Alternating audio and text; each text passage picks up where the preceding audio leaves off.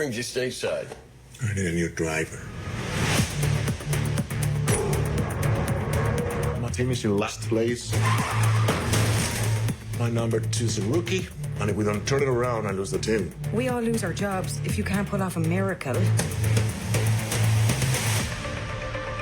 When was the last time you won a race? Sunday, Daytona? Oh, I'm sorry. I meant Formula One. Oh, I'm sorry. Then same as you. They're saying Sonny Hayes isn't a has-been. He's a never was. This thing can be your legacy. An F1 champion. What you always wanted, right? You're making a mistake of thinking that I'm just going to bend the knee to an old-timer. I climbed a mountain to get here, bro. Formula One is a team sport. I never should have pulled you into this. He doesn't listen. You're off the team. Why are you here, Sonny? Tell him to let me pass. This is me who's liable. If the last thing I do is drive that car, I will take that life.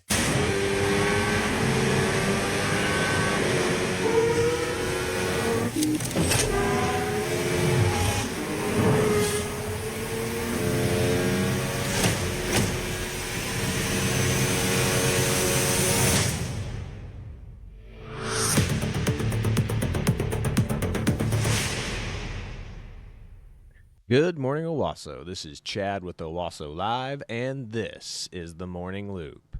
Yep. Today we're doing a movie review of Formula One with Brad Pitt, or F1 is what it was titled. And yeah, it's actually a pretty good movie. I would say it's not worth going to see in theaters twice, so it's not an epic movie or a great movie, but it's still a good movie, as in when it comes out on DVD or Blu-ray or digital download, I would probably buy it. And if it was on TV, I would definitely watch it again. Never found myself getting bored in it. It was actually really, really interesting and very good movie. So I'll say that. And Brad Pitt is pushing 60 in this movie, and that's how I knew that I'm getting older now, because a guy took his teenage daughter to it, and as soon as we were walking out of the theater, I heard her ask her dad, "So was that Brad Pitt?"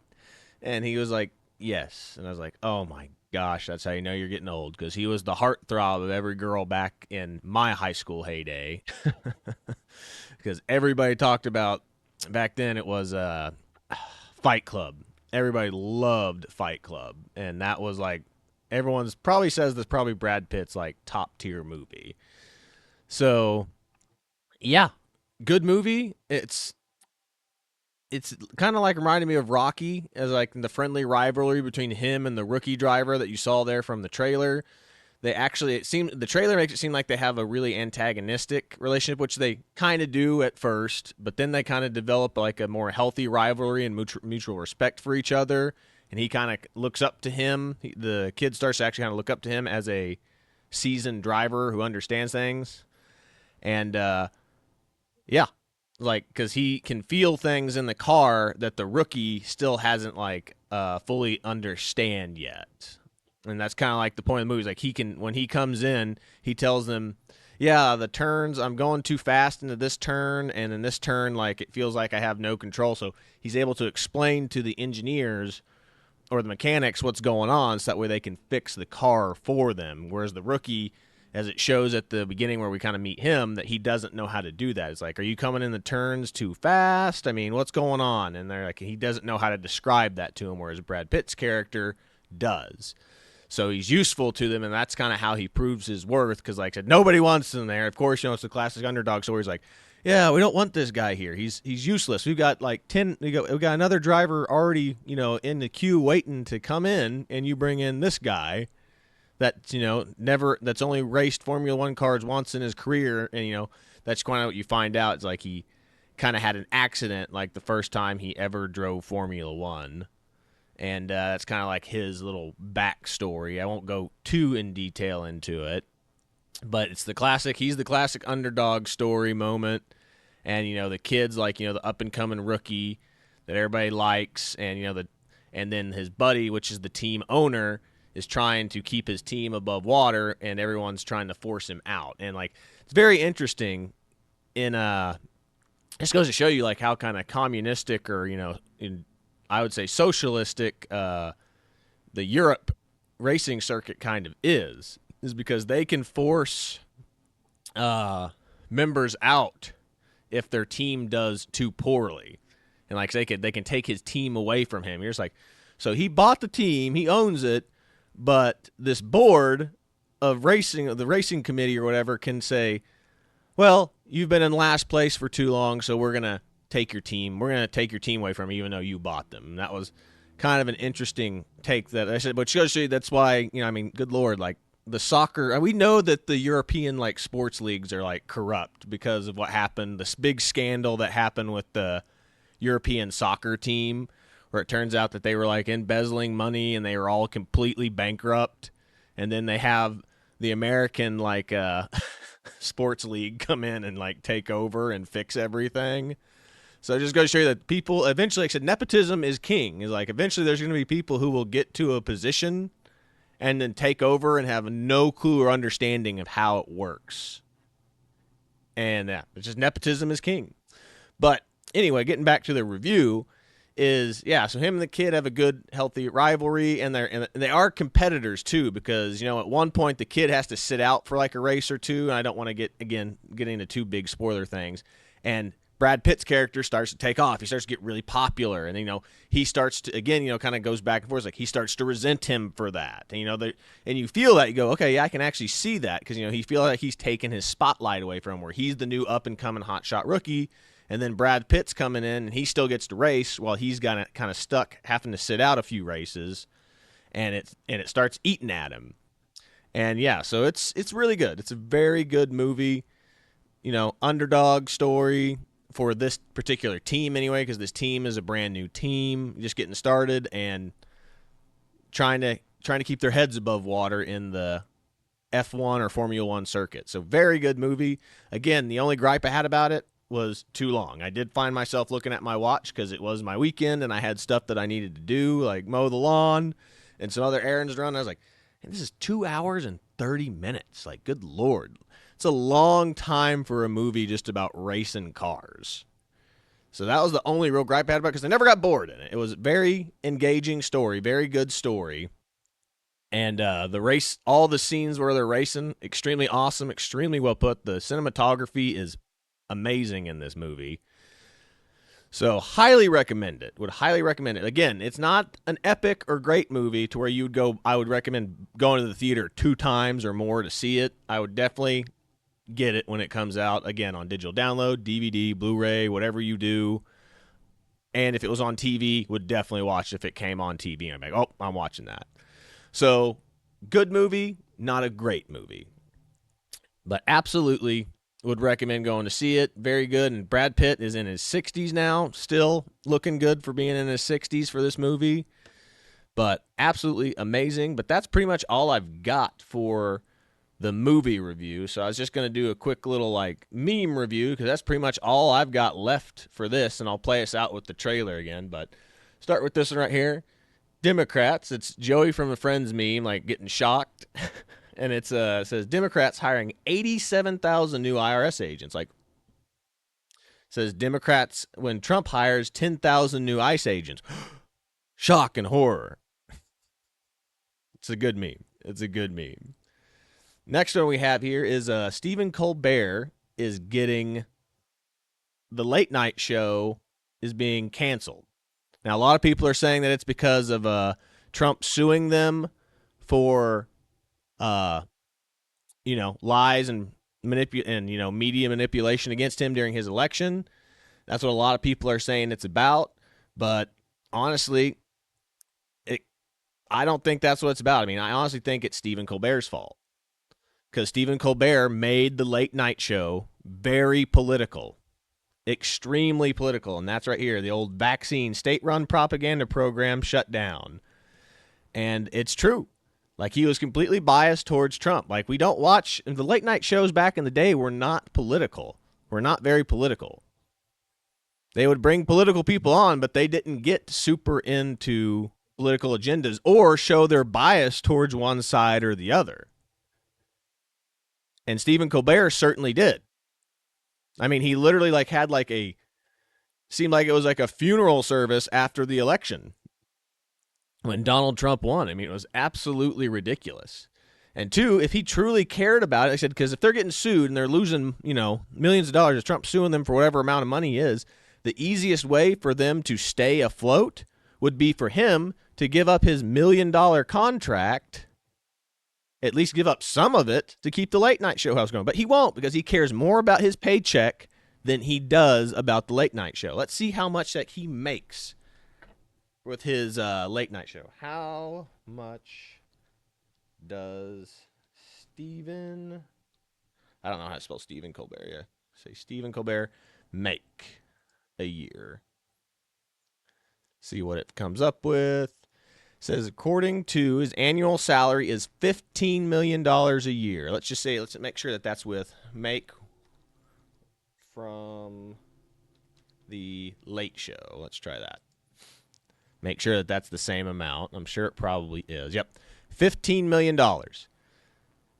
You don't need $15 million a year in a paycheck from them. You could surrender, I say probably even half of that, still have a decent livable salary and keep the late night show going. But he won't do it. He won't do it. Stephen Colbert will not do it.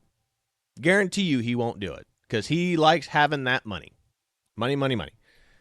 So, I want to blame the late night show for being canceled. It's not Trump. It's not anybody else. It is Stephen Colbert.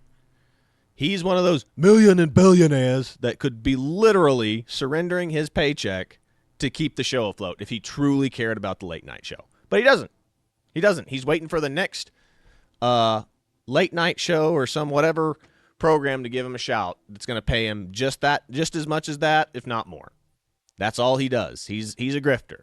That's why these late night show hosts are the ultimate grifters. If they truly cared about their show, they would do anything that they could in their power to keep it running. But he doesn't, because he's just a face.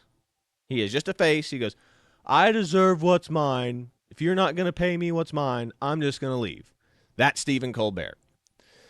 But that's pretty much what I'll get to that on that. And then we've got the next one here. Oh, I like this one.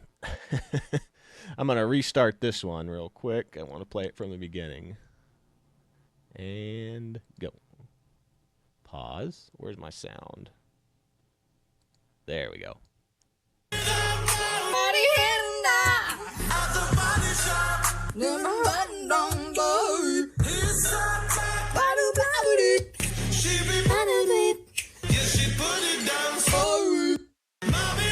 Yep. Instagram versus reality. I love it. And it's Paris, and they're showing what Paris looks like on all those extremely beautiful slow-mo, like drone footage shots, and then it's showing like people there, garbage, rats running around, extremely high, just crowds of people. Just looks disgusting. And like I said, yeah, everybody I've talked to that's been to Paris within the last 10 years, I would say, have said, don't go. Don't go. Said, when you go to the Eiffel Tower, he goes, everyone's like, oh, the Eiffel Tower is so nice. He goes, when you get there, it's just crowded with people, and you're going to be pickpocketed. And there's trash everywhere. That's what everybody has told me. They're just like, don't go. Don't go to these freaking tourist destination places. Said, if you go out to the countryside, like, that's what they'll tell you. Like, go out to where, like, World War II stuff. Go to where go to the Normandy beaches.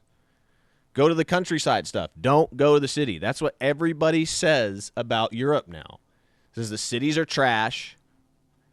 The countryside's still good, but who would have guessed that? Like, oh yeah, you mean to tell me that the rural countrysides are the ones that still have maintained like some symbol of peace and moral values and some sense of like order to them versus the cities, which are completely chaotic now. I mean, just look at that. It's disgusting. Trash everywhere. Ugh. So, but yeah, it's just like, but this is the life thing. It's like, everyone only posts their epic moments on their, their Twitter, Instagram, Facebook, whatever their social media platform is, that you're only posting the cool stuff that you're doing. You're not seeing the 6-hour drive where you're like, oh, get me out of this car. I immediately regret this trip decision.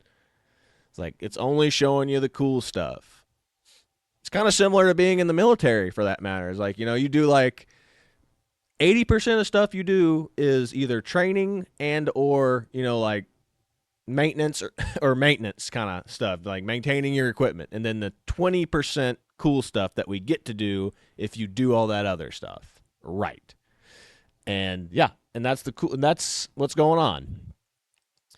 But getting back to the most important part is we do not live in the same country that your parents live in. We do not. So let's check this out. This is from, again, I've showed this before, but I just can't hammer this home enough. Like, you're wondering why this generation, like millennial, Gen Z generations, are suffering right now. It's because of this right here, like the housing crisis that we're in right now. Check this out. How can we afford an $80,000 house? Very simple. Over 30 years, just a trifle down payment, and a pittance of a mortgage, and 2 living parents with a pen. Who can sign? So that clip was from Boy Meets World, and that episode aired in 1999, and I couldn't help myself, so I had to run the numbers. The show took place in Philly, and I saw that the median house price was around $80,000 in 1999. Now, Corey and Topanga were high school students without a job, so they couldn't qualify, but what about the median household income back then? It's $40,000, which is about $3,300 a month, and a 3% down payment on the median house was only $2,400. So somebody in Philly in 1999 didn't even have to save 1 month's income to put a down payment on this house, and the interest rates were around 7%, just like they are today. So with principal, interest, property taxes, insurance, and private mortgage insurance, the total payment was $750 a month to get the median house in Philly, and you're making $3,300, so that's about what, 25%? So a family making 40 grand could take care of their entire mortgage in just 1 week. And then I wanted to see, well, let's just see what happened to the prices in Philadelphia, because we know the averages around the country, but let's look at Philly. $80,000 was the median price in 1999. It's now $250,000, so below the average for the nation, but the income was $40,000 for the median household. Now it's $60,000. So the housing price, even in Philly, went up over 200% in the last 25 years, but the income only went up 53%. So even in smaller cities, metro cities, no matter where we look, I don't think I have found a city in America where the housing and income was even close to keeping up. Right. So that is 100% the case, and that's what's going on. I mean, again, it's what I keep saying. It's immigration is what is killing us on this. Like, your kids can't afford a good home because of immigration, this mass influx of immigration. Because if our population is stagnating or in decline, houses would be cheap. Your kids could afford these houses and to start families easily. Guess what? That's not the case. Your income, your dollar does not go as far as it did back in the 80s and 90s now, even early 2000s, because these people we're bringing in massive amounts of people, so we need more housing. Takes forever to get permitting to get houses built by city, state, and federal governing ordinances, because you have to have all these little, you have to have all this official documentation. You have to be licensed properly, and you have to get permitting, all these permits. It's ridiculous what all the hoops you have to jump through to build houses. But two, we wouldn't need to build houses if we're at a population stagnation, because if we have more houses than people, houses would be cheap. Like, your grandparents would be selling their houses for cheap if there was more houses than people. But the problem is we have more people than houses right now, so it's artificially keeping all of this stuff high. And that's why that is why Democrats and Republicans are for mass immigration, to keep their property values high. So that way, when they finally sell their home, they're making massive amounts of money. That is why I'm not exactly a fan of all these people buying a bunch of like vacation houses and Airbnbs and stuff like that, is because you're taking away from somebody who could buy that house and live there and start a family. You're pricing people out of the market, and like real estate agents and finance people are telling you, yeah, you need to invest in purchasing homes right now. That's what you need to be doing, because that way you're getting a return investment, because your property value is only going to go up. Is like, not if we freaking cut off immigration, it won't. You will see people selling homes instantly the moment that we cut off all immigration and see that population stagnate or decrease. Homes are going to be worthless. That's where the next housing crisis is going to come from, is if Trump actually manages to shut down immigration like to net zero or below or just above net zero, like, barely anybody coming in, housing market will crash because the houses that all these people who have are going to be extremely high. And then all of a sudden you're just going to see them dip off. Oh, nobody wants it now. Nobody's buying homes. That's what's going to happen. That'll be the next housing crisis that we see. In which, again, here's Steve Bannon's post about it on X, or I don't know if this was Truth or X, but whatever social media platform he posted it to is, see right here, average net versus what average net salary versus net home prices. And then we have here the increase. We see the increase of how much you make in a salary versus here we go on the home prices. But that's pretty much all I've got for today. This is Chad with Owasso Live. This was The Morning Loop. Be sure to like, share, and subscribe so you too can stay in the loop. But that's pretty much all I've got for today. So I will catch you guys all on the next one. And God bless you, and see you later, everybody. Full screen.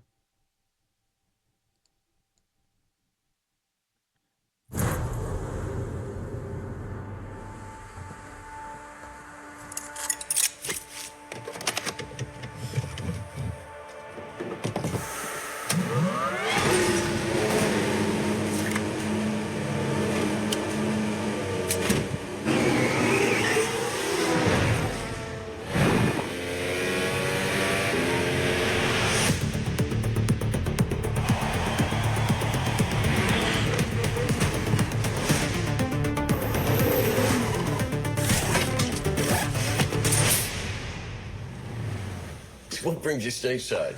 I need a new driver. My team is in last place. My number 2 is a rookie, and if we don't turn it around, I lose the team. We all lose our jobs if you can't pull off a miracle. When was the last time you won a race? Sunday, Daytona? Oh, I'm sorry. I meant Formula One. Oh, I'm sorry. Then same as you. They're saying Sonny Hayes isn't a has-been. He's a never was.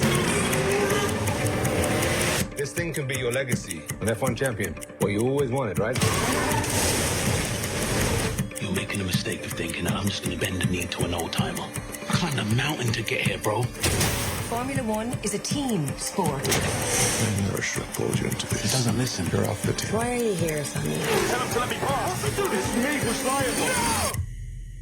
If the last thing I do is drive that car, I will take that life.